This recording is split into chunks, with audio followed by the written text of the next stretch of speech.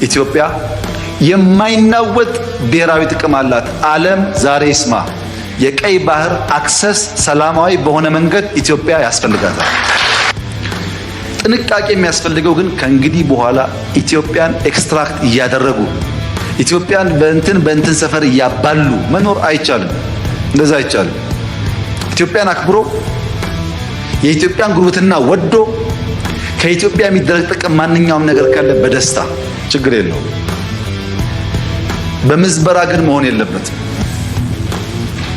ከዚህ ውጪ ከምዕራቡም ከምስራቁም ተባብረን ሀገር መገንባት ነው የምንፈልገው። በዚህ ጉዳይ ሻይ የምናደርግ የምንደብቅ ይመስለው ካለ ተሳስቷል። በጦርነት አንፈልግም፣ በኃይል አንፈልግም። በቂ ሪሶርስ ነው።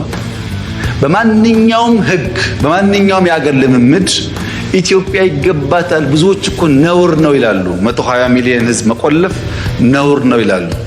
አንዳንድ የተገዙ ኢትዮጵያውያን ባይገባቸውም ወይኛ ወይ ልጆቻችን ያሳኩታል። ጥርጣሬ የለውም። ይሄ እውነት ስለሆነና ራሽ ሎጂካል ነገር ስለሆነ ኢትዮጵያን ማንም ሰው ዛሬ በኃይል መውረር አይችልም። ማንም ለመመከት የሚያስችል በቂ አቅም አለ። በቂ ስንገዛ ስንሸምት የነበርንባቸውን በውጊያ ክፍተት የገጠሙን ነገሮች ማምረት ጀምረናል። እናመርታለን። ሰው አለን። ጀግኖች ነን። ሰው አነካም። ከነኩን ግን ለማንም አንመለስም። ስጋት የለብን እና ስጋት አይግባችሁ። ማንም ቢመጣ አሳፍረን እንመለሳለን። ማንንም ግን አነካምኛ